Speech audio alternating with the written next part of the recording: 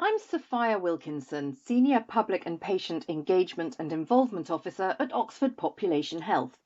The main purpose of my role is to support and facilitate researchers, yourselves, to reach out and engage the public in your research. This talk aims to give you a foundation in public engagement and involvement with health research.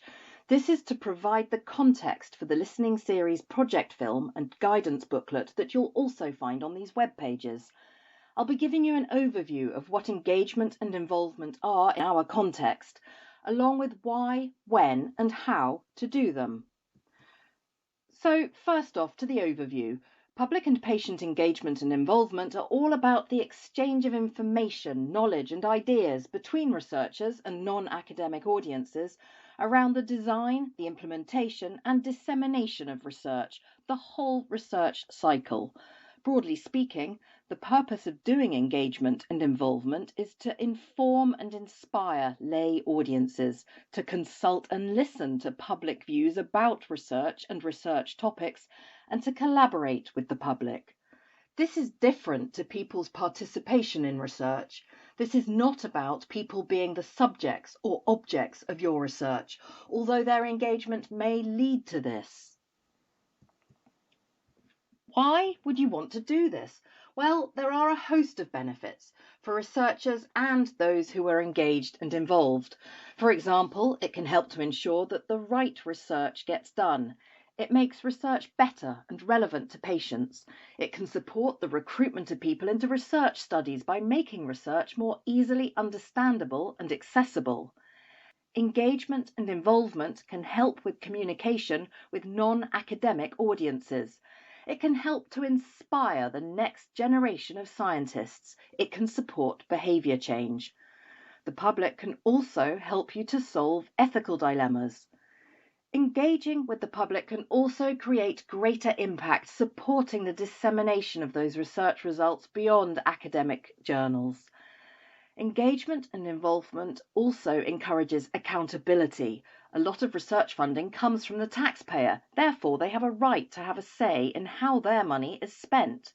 And finally, engagement and involvement can be creative, it can be fun.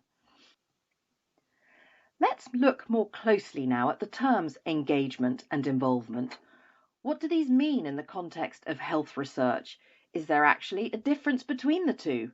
I see them as part of the same family. I think of involvement as a specialist area of engagement. It has its own title and acronym, Patient and Public Involvement, or PPI, and it refers to the active, continuing and close involvement by patients and the public in the research process. PPI contributors give their advice, their opinions and ideas. They're consulted and listened to. They're collaborators in research. You might have the same group of people involved over the life cycle of your research project, so you get to know each other pretty well. Public engagement is broader. You may well reach more people, but probably less regularly. Engagement generally happens in larger, more public spaces, whether that's the real world or digital. Engagement often takes place via festivals, exhibitions, films, panel discussions, podcasts, and so on. Forums that are less suited to closer up involvement. So to reap the benefits of engagement and involvement, when should you involve and engage with members of the public? Well, at any stage of the research cycle. I'll go through the phases and give you a few examples. During the design and planning phase, engagement and involvement could help you pinpoint exactly what to research. Engagement or involvement might shed light on any potential ethical issues arising from your research. Lay people could review your research proposal or help to write the lay or plain English summary that funders require. You could also involve members of the public to help you design any further communications, involvement and engagement work. And on the slide that you're looking at now, you can see a few examples of different techniques you can use to engage and involve people.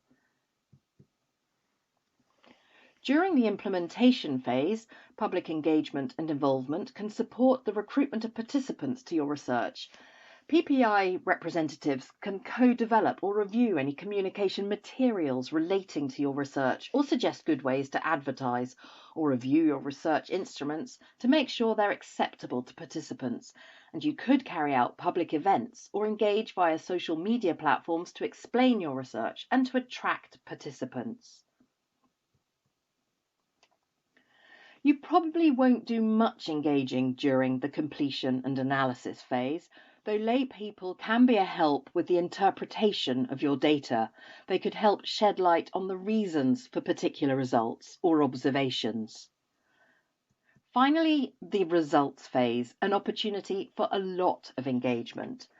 As well as working through the news media to share your results, you can go direct yourself to the public with films, with events, with blogs, social media activity, theatrical productions, wherever your creativity takes you. I want to end with a few practicalities because there's no denying that good engagement and involvement does take time, money, and effort. People who are involved in research as PPI representatives or contributors require payment for their contributions as well as expenses. And running events does cost money. Producing media content can cost money. So you need to add in the engagement and involvement costs into your funding proposals. But please don't be daunted. Do remember that you don't have to do all this alone. There is support available to help you engage and involve the public.